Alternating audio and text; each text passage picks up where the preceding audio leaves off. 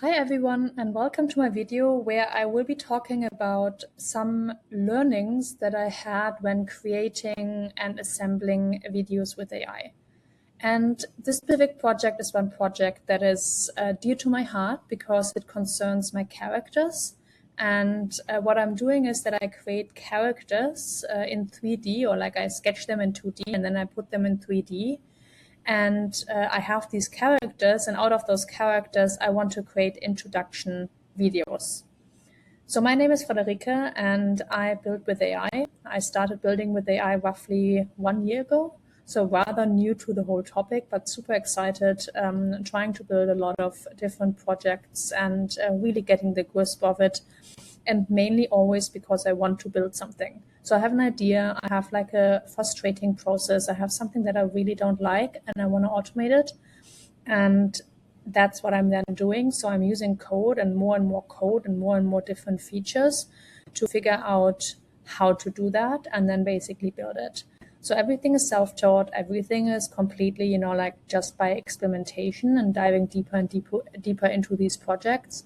But also it is for all of us, to understand that if you just start with the vibe coding journey, you can actually just figure it out. And I show you here like how I do it and the learnings that I have. So if you are interested in building your own projects, if you're interested in just figuring out how you can code with AI, or maybe even, do coding, even though I can't code by myself. So I can't write a function. I might understand roughly like how a function works, but I can't really write it. I write it, but I am the one that stack things together in a way that in the end it produces some results.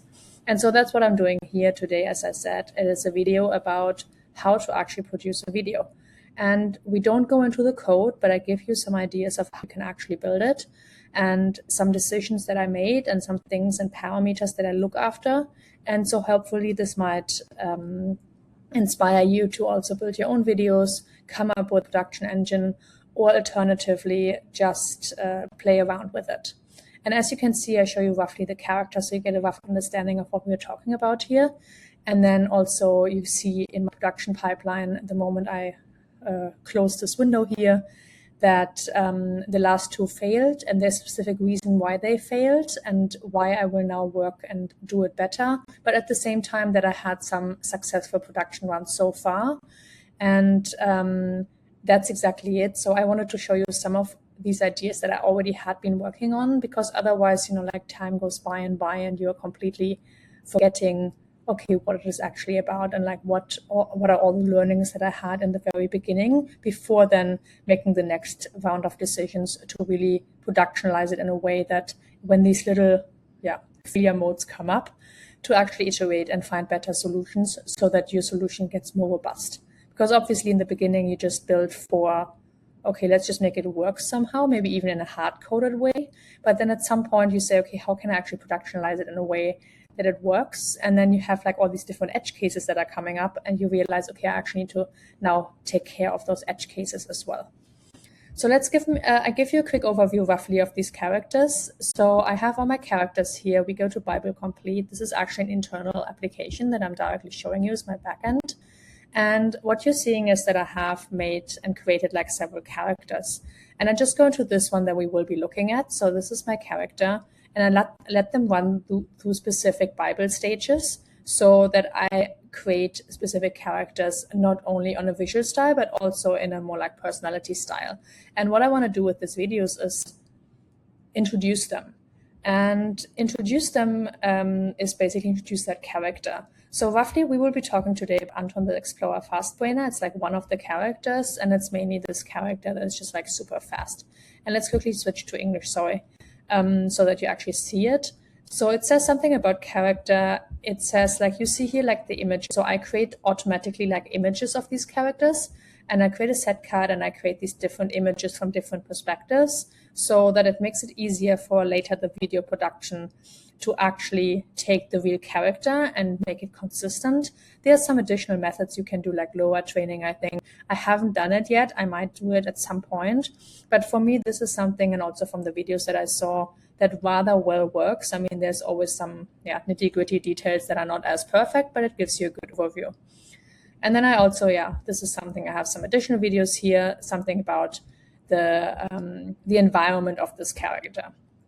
And so when I produced my videos, the very first thing was, okay, how do I do that? I wanted to create a video where I kind of introduce the character, but I don't want to introduce the character as a narration or as, hi, I'm Anton, but more like showing the character in its natural habitat so that we can learn something about the character. But that's the first thing that I realized. It was more an iterative process because I didn't even know like where to start. I didn't even know like where to, like how to build the storyline. And I think that's fine if you're iterating and developing, because for me, it really helped me to also figure out what I want to do.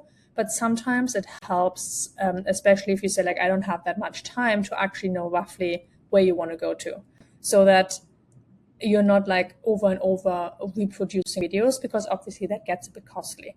However, I have to say, playing around with it and seeing, okay, do I want to have a narrator voice? Do I want to have the character voice?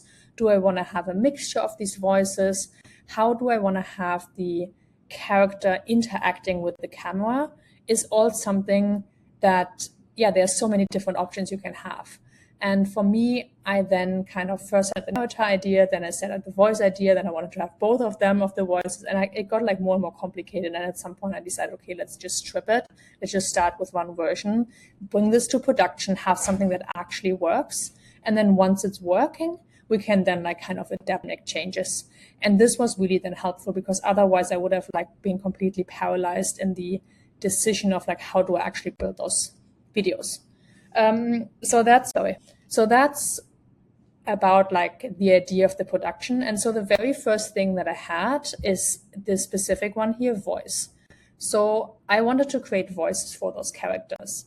And previously I used 11 Labs. So I used 11 Labs to create voices for my characters.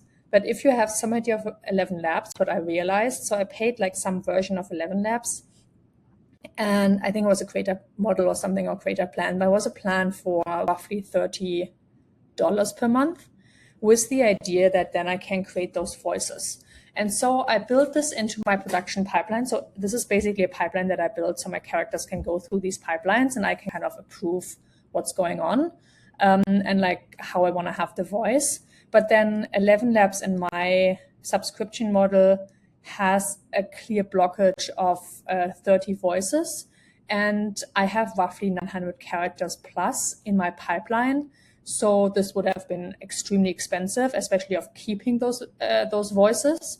And so I decided, let's make some changes and get like a different voice model. And so what I did is that I moved to Modal.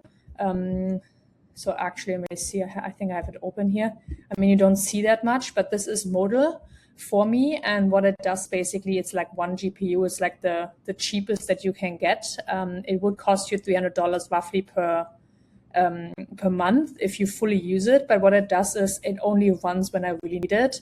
And you can see that here, for example, it did run for a rather long time, but it did run for like 1 minute and 4 seconds. So roughly like 1 minute and 20 seconds.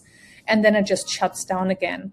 And what that means is that you are not paying for these $300 for like always on. You only pay when you need it. And I don't produce videos and voices like all the time. And so in the end, it will come down like some kind of $4 or $3 or $2 per month. And that's really helpful. And currently I'm only running my voice with that. So I use, what did I use actually? No, no, that's the problem. So I used Omni, I think it's kind of called OmniHuman or something. And then OmniVoice, not OmniHuman. It's called OmniVoice. It's a open source model. You can easily use. It actually works well. So it creates like my voices for me. And interestingly, I feel these voices are actually better than the 11 Lab voices. I'm not sure if I might have, might need to adapt a tiny bit more, but I just create these. I kind of make descriptions of how the voices are supposed to be given, like the character's interpretation. And then afterwards, I save it with the specific seed. And in that way, it's directly kind of a deterministic way of creating that voice. And I approve it. It's sometimes slightly bit different, but overall, it's kind of well, and it cost me way less than what 11 Labs would have costed me creating those AI voices. And then I use now Chatterbox for cloning voices. So I realized there's a difference between creating voices and cloning voices for characters. And I can actually show you that. I did some experiments. I quickly need to see. So here it's called Voice AB Clone. So what I did is that I used different kind of, how do you say, lines or text for my characters. And then for these characters, I would use different models, and I would basically test. I mean, it's very small tests, but it just gives you some idea of like what kind of voice models might work best for your specific use case. Because there's so many different voice models, right? So for me, for example, I wanted to have a voice that speaks like German and English. So it's multilingual. And also wanted to have voice that sounds a bit lively. So there's some voices, and I think OmniVoice and Chatterbox both actually do that they have specific abilities to add some more liveliness to voices, some emotion. So you can say, hey, this person should be yawning now, it should be laughing now, it should be sighing now. And I think you can even also bring some emotional attachment to this. So maybe they get louder, they maybe get a bit softer. So there's a lot of things that you can do, and I'm also experimenting with it and getting better. But this is something that I found very helpful. And then let's hope that you can actually hear that. Otherwise, I will later on put it into the video. So let's play. Now we have Chatterbox. A little pattern here. Didn't notice that. So you hear this is already Chatterbox is a voice that I found very interesting because it actually has some, in my mind, slight emotions in it. Now, if we hear the OmniVoice in exactly the same way. A little pattern here. Didn't notice that. I'm not sure if you hear it, and as said, everyone might see it differently, especially it's very subjective, obviously, with voices. But I feel that Chatterbox is like more emotional. There's more happening within the voice. There's more like maybe tonality, while OmniVoice sounded a bit robotic. And I had to listen to all of them like a couple times, and also the L2 to figure out what works best. But that was my understanding, and I was very happy about it. And I then chose Chatterbox as basically voice cloning. I might in the end use Chatterbox for completely voice, so the voice creation and the voice cloning, but I'm not 100% sure exactly how it works and I have to figure it out if I can also do the voice creation with Chatterbox. So yeah, these are like all these little experiments, right, to figure out, okay, what are these language models actually able to achieve. And for example, one of my open tasks is to figure out a better German voice, because I realized my German voices now are kind of American speaking German. So you clearly hear the accent. It's cute, but it's not necessarily natively German. And so that's likely something where I have to find a different voice model. And so voice was the very first thing that I came along because I wanted to have a voice for my character. And then a voice also is super important for actually doing the video. So you want to have a strong voice, and you want to have a voice that you can link or assign to a character. Because if you have a very cute, maybe female character, and you have a very dark male voice, it just doesn't add up. And also you want to not only, like multimodal kind of also from a model perspective, but also multimodal of how you experience a character and how you experience a video of a character. And so that was something that was very important to me. And so I put voice in very early on. But then also for the video, voice is extremely important. And so it was a good experience while then also creating those videos. And that was my basically first step. And then what I also realized is that with voice, I mean, you're seeing here is voice cloning, voice consistent. So I played around with specific things. So this voice consistent one was also, okay, how does my voice, when I have one, is it actually able, it was even before the AB clone, is it even able to create the same voice again in different lines of text? So is the voice consistent around those different lines of text? And that was also helpful to just get a bit of a better understanding about my voicing and actually how voices work and how voices work with AI. And obviously you can go way deeper, but for my purpose specifically, for finding out what works best, these little experiments helps a lot. And I basically did experiment them just with AI, with Claude Code. So I used VS Code as my kind of IDE, and then I put Claude Code into it. And I would just ask Claude Code, hey, let's do some research. I would do some manual research myself too, because sometimes I realized that AI even though they do good research, but you need to nudge them to like the very cutting edge models. And so that's where I did like some additional research as well, checked out different AI models to really figure out, okay, what might be the best models for that specific voice topic.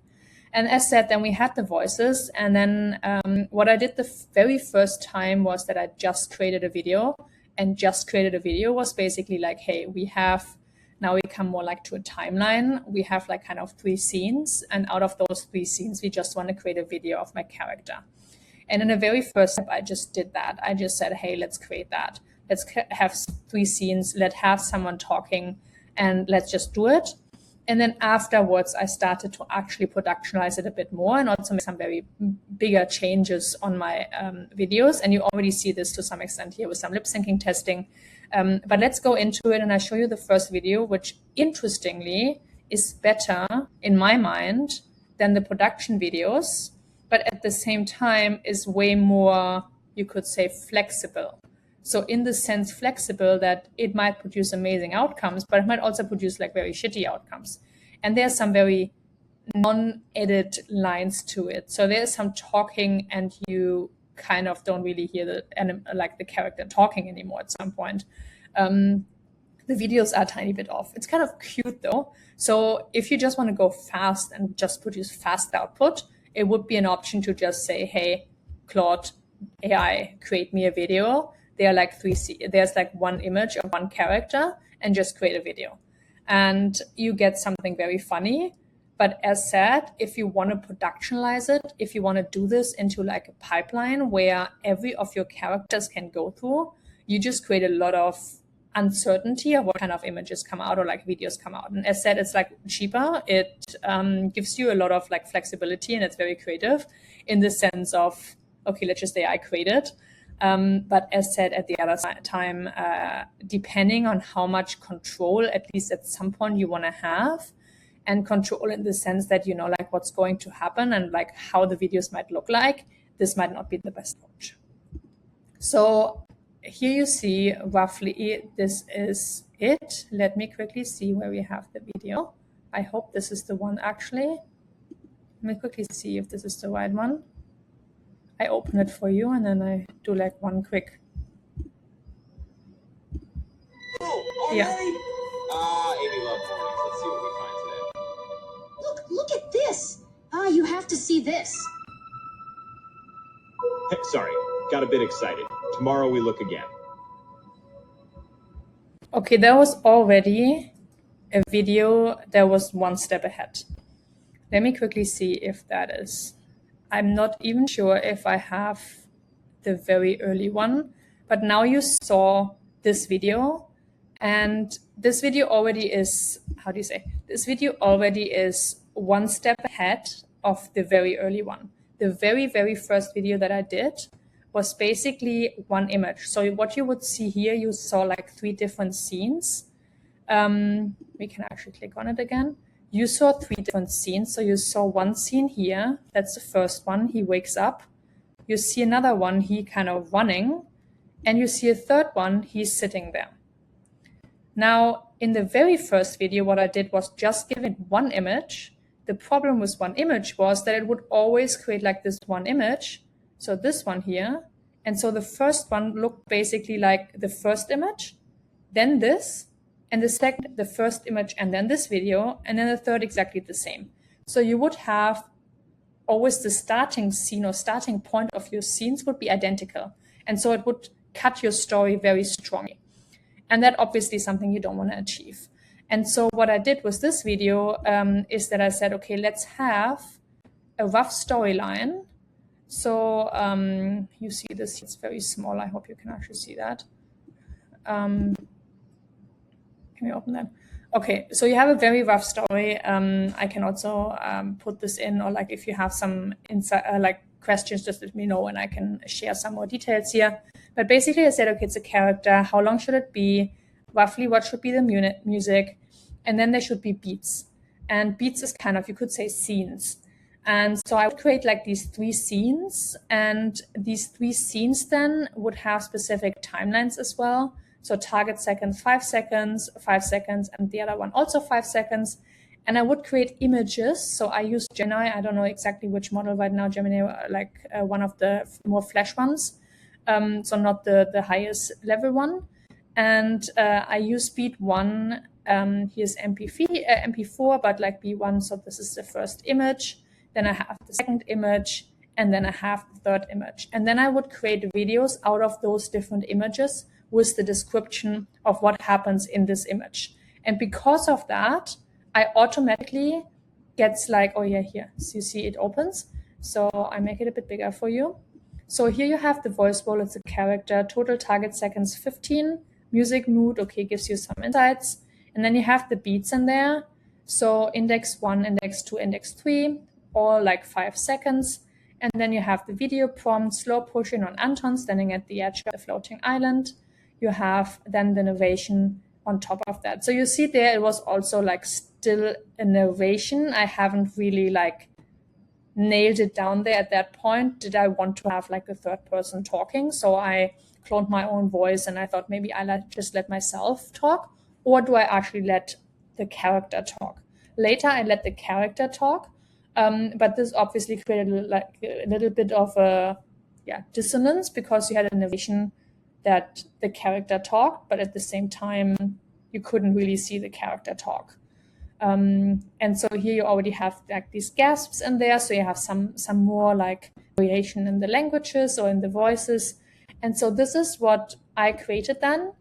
And then in the end, also have a music gen file here. I think this was rather basic. And then on top of that, I also basically put with FF MPEG, put the video together. And so this is then, as said, like the video that you're seeing. And as said, it's really a good video, but here are specific things that can be better. And I show you what I mean. Oh, already? Amy Love Mornings. Let's see what we find today. Look. So very nice scene, but you see one thing, this is like complete mess. Kind of funny, but it's a complete mess.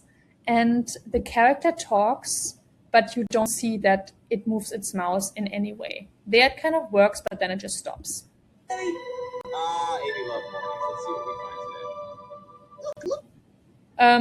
This is actually really nice. I like that scene a lot, and I think in the new videos it should also be a bit more like that.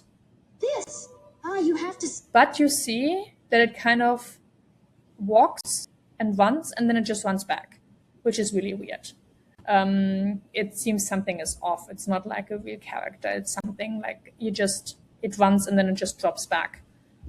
This. Sorry, got a bit excited. Tomorrow we look again. Here again, you don't see the character actually. The character talks, obviously, but you don't see the character talking to you or lip syncing or anything. And the music as well is a bit uninteresting. So per se, a really good video. And as said, I actually think it's almost the best video of like emotions and like how the character is moving. But there are some things that are a tiny bit off. And so I wanted to make it better. And the better, unfortunately, I didn't use exactly the same 3 scenes. That's something I will be doing with the next production video. But so I wanted to make it a tiny bit better. And so what I did is that I tested different timelines. And so here again, I made like new timelines. So again, I put, timelines. I put again like these 3 scenes, but instead of just having a story, I have now a timeline. And what timeline means is that I give it more details.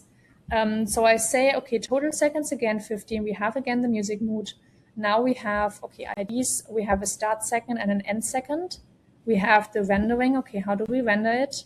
Like the video. And we have a motion prompt. And we have a transition, which currently is cut. And actually also the crossfade is cut right now. Because the crossfade gets a tiny bit more complicated. Because what I realized is, and that's like one of the biggest changes that I made in these timelines, that I separated the voice from the video and the images.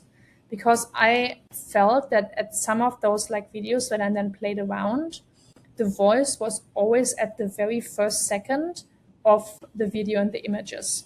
And it sometimes created these weird things where a character would speak and then they would just say, shut up.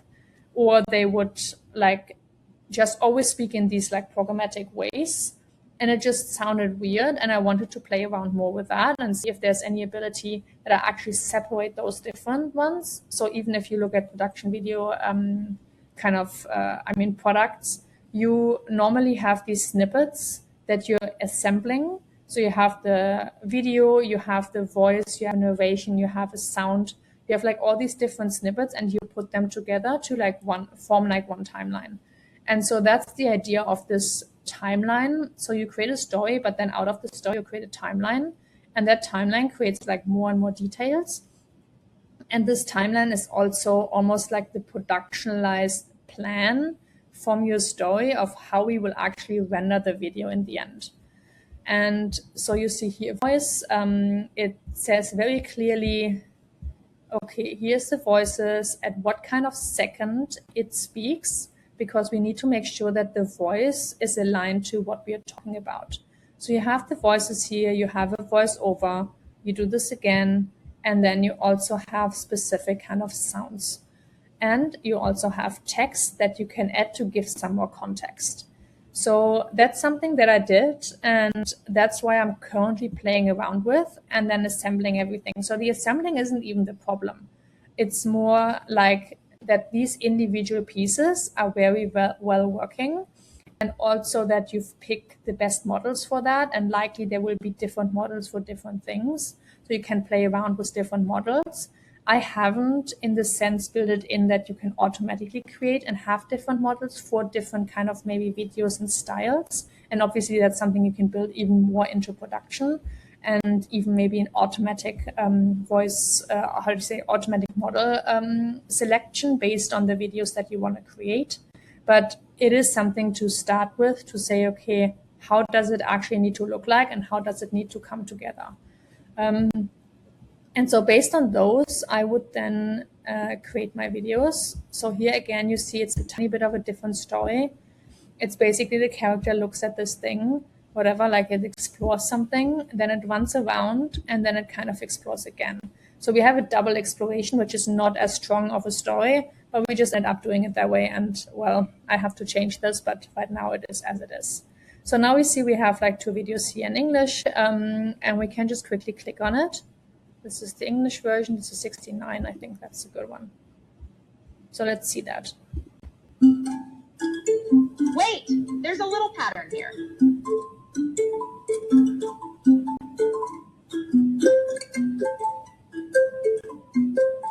Oh, you have to see this. So here you see one thing extremely clear. First, there came like a random other character into the scene here somewhere, here. And what you also see, the character talks, but you see nothing. There's no lip syncing whatsoever, which creates a very, very weird experience. And it shows you how important it is that everything in these videos is aligned. And also the voice, like the music, is really off. So it sounds like these little sound modes. And I just felt like, okay, this is weird. This doesn't make sense. So wait, there's a little pattern here. You hear like these little clink-clonks there in the back. That's like, yeah, it's weird. I mean, the environment and everything is very nice, but this is a bit off. So then we created the whole thing again, made some changes. You also see I tried to make the first scene a tiny bit shorter, or not shorter, but like allow for also an intro poster. So something that you can put as a thumbnail, for example, for the video to make it more interesting. And then we have it here again, and I always made it in like 2 different versions. But so far, these different versions is basically just the 9:16. It's just a cropped version of the 16:9. So you can also create it like by itself automatically, but it creates like a tiny bit more things to do, because you likely have to do like the MP4 and the PNG again to really get the quality for the specific sizing. So here, same storyline, slightly different image, or even the same images. Oh, I think we used the same images with this one. No, slightly different. Here you see this is clearly different. And then let's go and watch it. Huh, a little pattern. Didn't notice that.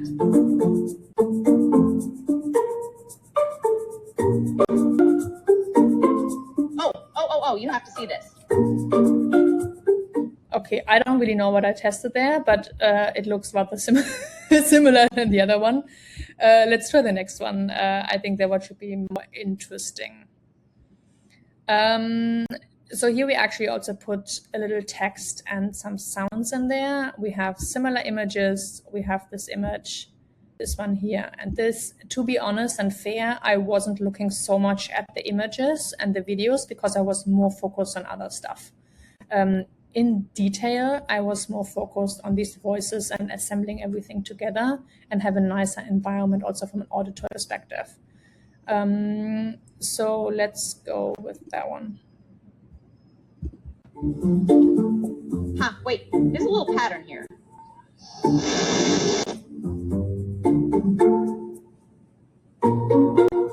Yo, oh, you have to see this.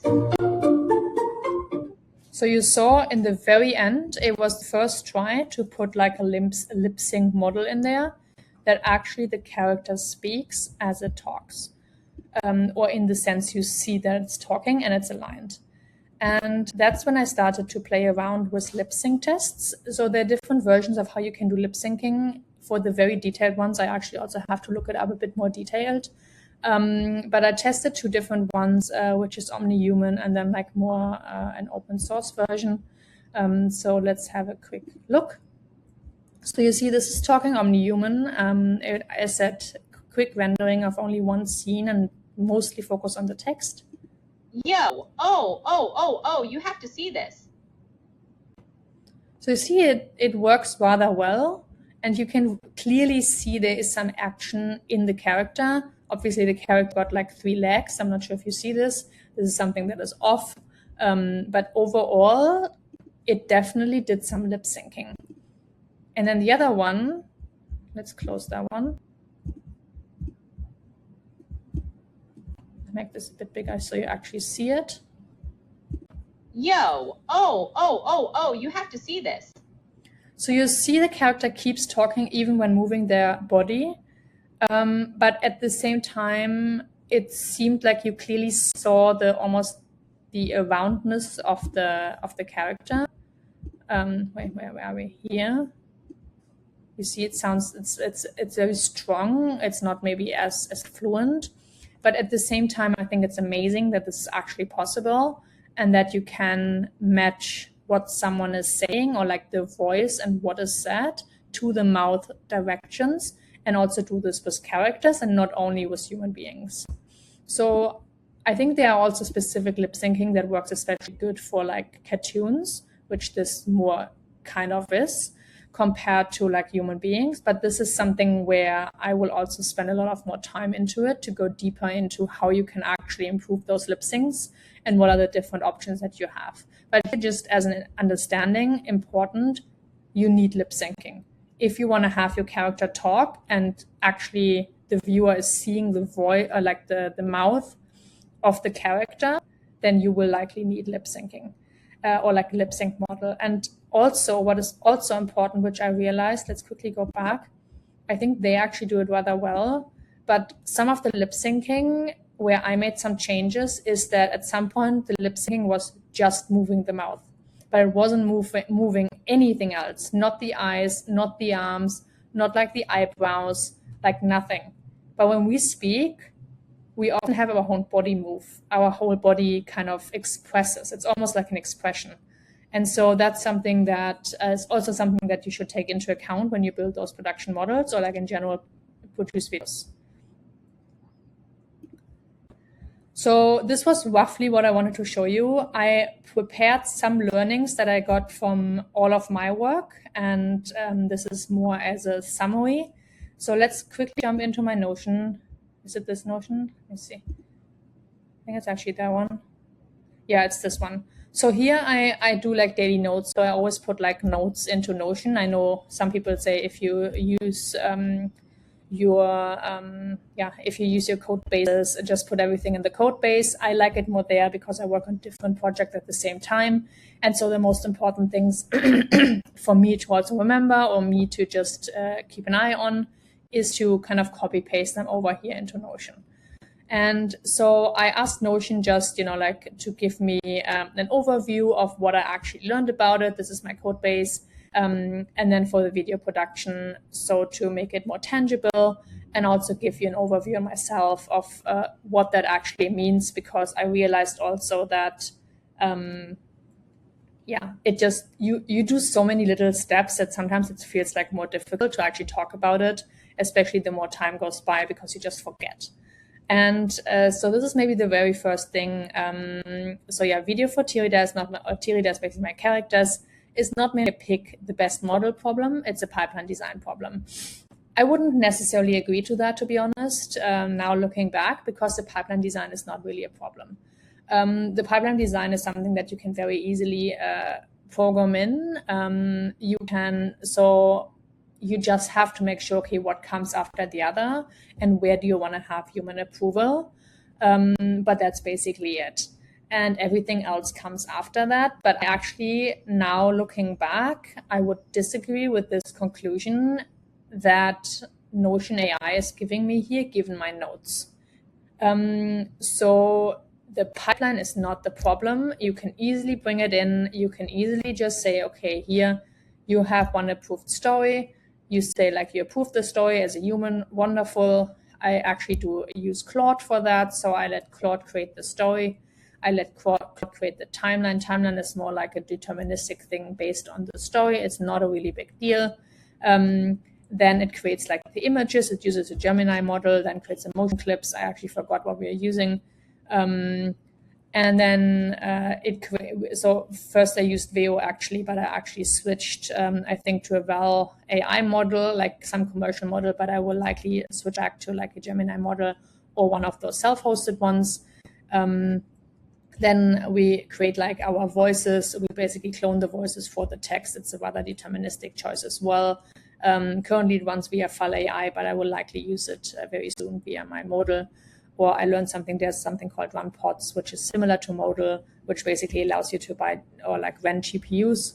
So I might use that one too. Some people say use Google Notebooks because it's free. I haven't integrated it yet into my pipeline. I like to just keep it flexible and modular. So not sure if I will actually do this, because I want to have a production code and production system that just runs by itself. Then you create the music, have a music model for that. 11 Labs is really good for music, but there are also alternatives, and I will more use the alternatives. And then you do text assembly. So if you feel there might be some small text on it, and then you use FFPMG, I think it's called, that basically assembles everything together. That doesn't cost something. It's just using the timeline and putting it together. Open source versus non-open source, what you learned. Yes, you can self-host on Modal. I showed you Modal. I like it that you have a lot of control. I like it that it doesn't run all the time. It's not a subscription. It might be cheaper. So I did some analysis. Some of them are cheaper, some of them are non-cheaper. I personally still think it's cheaper to do self-hosting.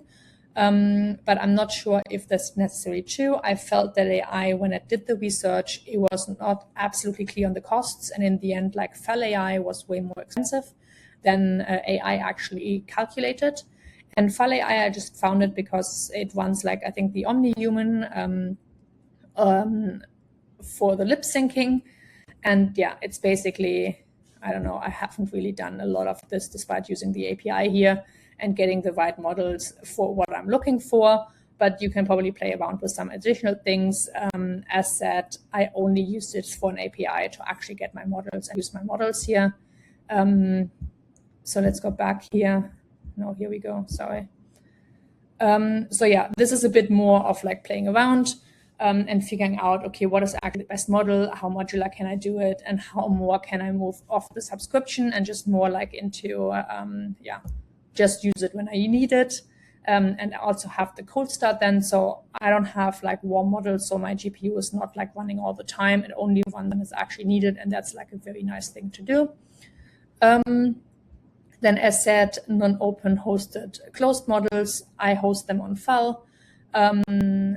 They have better quality, yes, and some of those models, especially those one models, they apparently have their versions 2.5, 2.6 only on the commercial version. And then on self-hosted, they have like the less advanced versions. And obviously, depending on what I want to have and what is most important for me, this might also influence the choices of do I actually want to have more the advanced commercial models, or am I completely fine with like the open sourced non-commercial models or actually that are openly available. One interesting thing that I realized right now, which is something that I haven't solved yet, and this is actually, okay, let me quickly close the window here so you don't hear construction work while I work with you. So what I realized is that FalAI now with one of the models did not allow me to actually create the video because there was violent language. My violent language was basically a character that lives close to water, that looks a bit like a crocodile, is yellow, and want to snap a specific kind of mosquito with his long tongue. So yes, it sounds maybe predatory, but it's not a human being, and it's just something that happens in nature. And it blocked my request twice. So I even made some changes and it still blocked it. And that's one of the failure that you saw in my pipeline of productions of why that failed. And that's annoying because I think one thing has nothing to do with the other thing. But at the same time, I haven't found a solution yet. So the solution will either be that I move more to open source models and hope that it won't happen, or alternatively, I have to find another way to clearly make sure that the model understands that we are talking about cartoonish characters here, and we're not talking about any kind of human being doing predatory violent things. So that was a big learning and something that obviously for you to keep into account if you're building with those models, that this might come up. And this is then something you have to be very clear about to figure out like how to solve this, especially in a production environment. So FalAI, as I said, it's not a video model. It's hosting model like GPU rental plus managed closed open catalog, and so on. I talked about this. We can skip that. To build a separate production video pipeline, what does it actually say? So I have different pipelines in my my character pipeline. So I showed you, I create those images, then I create like personality, and then I create production. I decided to put the production in an individual pipeline so I can really focus on these different things and it doesn't get completely blurred. And so what I do is that I put specific insights of the character into my videos so that we actually create a video that is aligned to the character. So we can skip that. Do A/B testing. I said this, do a lot of A/B testing, figure out like what works best for you. And it might even you say, okay, I pick one model, and then a second later you say like, oh, I pick another model because something changed, or maybe we need something else. So there's some flexibility in that, and that takes some time to actually figure out what might work best. One thing that all the AI models said, something I still have to figure out a bit, use audio as the clock, because audio needs to fit in, and that's way more important. Then also for the pipeline, that's more something on the production environment. You can create all of that automatically in one ship. You don't need to have a human in the loop gates, but I highly recommend putting human in the loop because it helps you to clearly gate and make some changes in the beginning, especially with story and timeline, and also with the images. If you don't like them, it's easier to make some changes then. And you can also do this for every individual stage. But I think it's best to only put them in the beginning. Don't like over human in the loopy, but also don't completely ignore it. And I have human in the loop gates everywhere. Even now that I put an AI agent onto those stages so that you can more modularly do it. But even in that stage, I would always make sure that you have the human in the loop because it really helps you to control some of the some of what's going on. And the more you get better with it, the more you potentially can also cut your human in the loop gates. But especially in the beginning, it helps you to also understand how things work and how the AI produces the outputs and make some tweaks if needed. Yeah, don't start with which video model is best. I mean, you don't need best, you just need to make sure first it works and put the pieces together, and then you can do the rest. Yeah, you can just use an all-in-one video model. I mean, that really depends what you want to do, right? There is nothing wrong with doing that. It really depends on what you want to do and how much control you want to have. And that really depends on you. I personally like it to have some control and also kind of guide my storyline to some extent. But there are amazing other video models and you can do so much, right? And at some point, I might even say I go back and do it differently. So it really depends. What is your goal and what is your objective and what you want to achieve.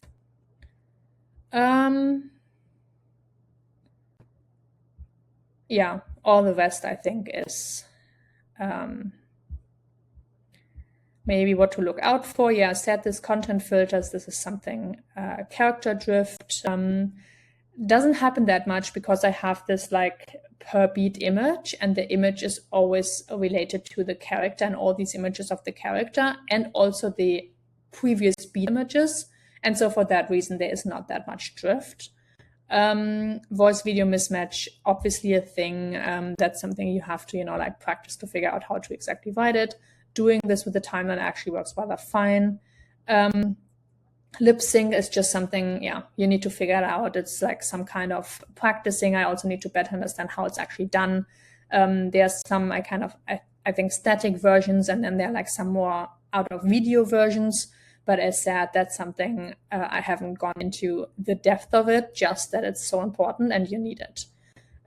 Cost illusion, yes, a self model can look cheaper. I would also not fully agree to that. As I said, that's the analysis of AI. I found that actually the commercial ones are more expensive than what Claude or like AI found. But as said, that's also something I need to figure out moving down the line. Queue, yeah, it takes ages. My video created like 30 minutes or something to render in queue. But just to be sure, it is not optimized yet. Second, I use the lowest GPU possible, and I'm mainly in experimentation. So I haven't figured out like how to do it, but that's something to be kept in mind. I don't really care if it's that long, to be honest, because I do so many other things in the sense of the characters. And when I know it's just running and I don't even need to be there. So for me, my active work of clicking and approving is maybe all overall. If everything goes well and I don't want to make some changes and everything, it can be 1 to 5 minutes. And that's really not a long time. And the other 30 minutes is not something I'm bothered about because it just runs by itself. Music licensing, yeah, sure, you need to make sure that the music you use is actually free to use and you can use it. So there are different models that allow this, or you use a ElevenLabs for the music. Really depends on what you look for. Yeah, and then what I did is I first actually only try it directly in my code base. So I would not, like local files, I would not put this in my database. So I first wanted to figure out, okay, how to roughly do it, like how to actually put these things together, what to look out for. And only then did I put, when I roughly was sure how I want to do it, then I put the whole thing in my production pipeline, or like production, my actually, production application pipeline, you would say, because production pipeline is also the pipeline that how I call it. So it's a bit confusing, but basically I only put this in a persistent database when I felt I actually roughly knew how to do it. Practical decision framework, this is all AI. But the more you understand what questions to ask, the better you are along the line. But I also always realize with everything of programming and actually building production systems and building systems at all, most important is you learn to ask the right questions while doing it. You don't necessarily know the questions at the beginning, right? I just randomly let videos to be created. And then I realized, okay, I want to make this improvement. I want to make another improvement. I want to make a third improvement. And out of those improvements, I learned, oh, if this is an improvement that I want to make, then this actually also means I need to ask specific questions to actually be able to make that improvement. And the next time I do it, it becomes easier because I know, okay, these are the things I need to ask and I need to clarify beforehand so that then the right models, the right timeline, the right production, the right pipeline, whatsoever can be chosen given what I'm looking to achieve. And so there are some decisions, you can just read through that. Probably you can just like screenshot and hold and the video. We don't go into details, but indeed, does it preserve the character? Is it consistency in the character? Can I do image to video from your approved still? So does it work? Is the image strong enough? Does it work for styled creatures? So this is something, some models work way better for humans, but apparently not at all for creatures. I haven't tested all of them, but obviously probably you never can, but I haven't tested all of the details. But this is something to look out for. Is it actually working for creatures? And this creature that I showed you is rather okay. I have some other ones where it become potentially even more difficult because they are not even, I mean, there you have, like you have arms, you have a face, you have legs, but I have some other ones that don't have legs or have some other ones that have very weird faces. So it becomes a bit difficult, and that's something, as I said, you might use different AI models for different types of characters and stories. Can it stay mostly silent? So voice remains modular, very important. You can't have like tons of talking or tons of, but this is more about like assembly. So to make sure that when a voice speaks, you don't have like thousands of other kind of, how do you say, tones or voice or music or whatsoever coming along. Can it be reused? I mean, for me, I speak German and English. So for me, it was very important that it's possible to do it in English and in German. So I needed to have multilingual systems. You might say like, oh, I don't even need that. So you can just focus on very specialized English versions of specific models and in that way achieve way better kind of outcomes. I could also say instead of using a multilingual one, maybe I want to use a German and an English one independently. These are all kind of decisions that are important for you to make. Does it survive Fiverr content filters? Yeah, well, that's like the file one. Why my videos actually failed? Well, this is something to be figured out. Is the cost acceptable for 900 plus characters? If you do it for 2 characters, probably you don't care at all. If you want to do this into a production pipeline, well, then you should be a bit more careful and calculate, okay, how much would I actually spend for the 900 characters? How often would I spend this? Do I do 900 characters at once? Do I do 900 characters maybe in 2 days or over a year? That all makes changes in how you kind of calculate that and how you figure out like what kind of models you're also using and maybe also what kind of quality you're using. And don't forget, do you only make one video or do you make several videos? So I don't plan to do only intro videos. So in that sense, it's not only 900 characters, it's also all these other videos that I want to do in the meantime. Is the engineering cost worth it? Well, I just built it. So I think engineering is actually putting it together in production pipeline, in my mind, is not the biggest problem. It's more like just making sure it actually works and it's not too costly. Can you leave the model later without rewiring the whole pipeline? Leave the model? I think more like adapt the model, right? So yeah. Leave the model. Yeah, sure. It is something like, for example, the 11 Lab one, where I used the voices for 11 Lab, I had to refill these 30 characters with new voices. So it was an engineering change. I had to make a change and I had to actively change that and make sure that also the model is changed and so on. I mean, it was not that much of a change. It wasn't that problematic and timely, but still it was a change. And obviously the more advanced you are, the least you want to lock yourself in with a model, which is very difficult to get out of your system. So always build for modularity, always build for having different models and make this a very deliberate choice. Does it create your actual creative format? Yes, also important. Okay, this is not so important. Maybe one last thing. So now with all of those things, I also wrote myself a more detailed kind of description of what kind of models to use. We can quickly go into this, so just for you to see it. Model choices and where they run. This is a cost A/B map, so it basically tells you what we have and then also what you can do. So as I said, we use Chatterbox, Clone, and OmniVoice as a design reference. Currently, this is hosted on Modal, and we basically pay via GPU. Then we have an I2V video.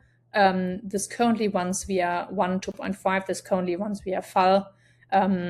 So there it will be something where I will look into, can we actually use different models? So only 1.2.5. I'm not sure if 1.2.5 or like one of the lower versions, but it's definitely also available via open source. So that's something I will be checking out.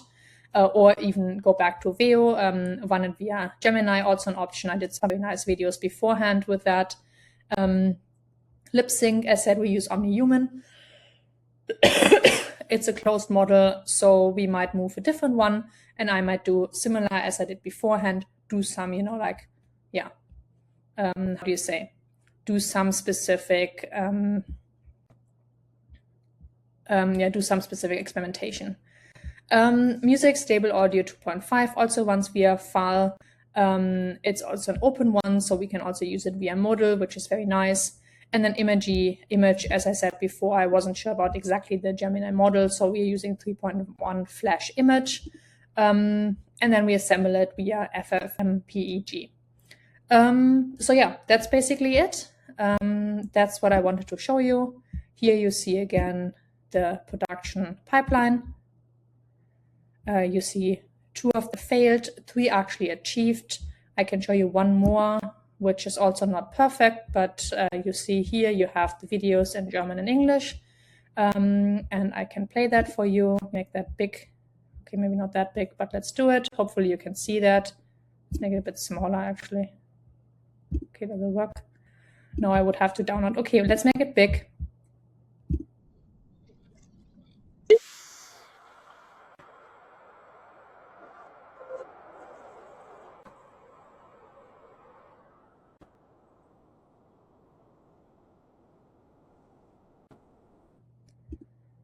So you see, if you took some attention or took something from this video that I just shared with you, you saw probably 3, 4, 5 things that weren't good, that were not perfect. There was the one that she would just at some point stop talking and moving at all. So she just said her voice or like her text and she was done. Then in the second one, she would just randomly destroy the image and the picture with her paintbrush. And I think in the end as well, it was like a bit too static. But at the same time, I still think it's amazing what you can do only with AI to put these videos together. And while there is always something you can improve, and one thing I thought to improve, she says chuckles at some point. I'm not sure if you heard it, but she said chuckles. And chuckles is the idea of Chatterbox to actually chuckle. So she should chuckle. She should not say the word chuckle. Also something that I'm working on to improve. So these little things come up and all of them need some attention to detail to actually figure them out and make sure that you understand how the AI models and the pipeline actually should handle them. But at the same time, I still think it's amazing what you can do nowadays with video and how you can assemble them just by almost starting with a pipeline and just starting with the story and then bring the story to life. So I hope this video was helpful. Yeah, I hope you learned something. I hope you got some ideas of how you can do your own production videos, or at least like just creating videos at all and putting them into something that actually works. And I mean, you can use whatever you want to use. You don't even need a code base for that, or like not a code. I mean, you need some kind of code base for that, but really just ask AI and let yourself guide through that and then build your videos out. So with that, have a great day.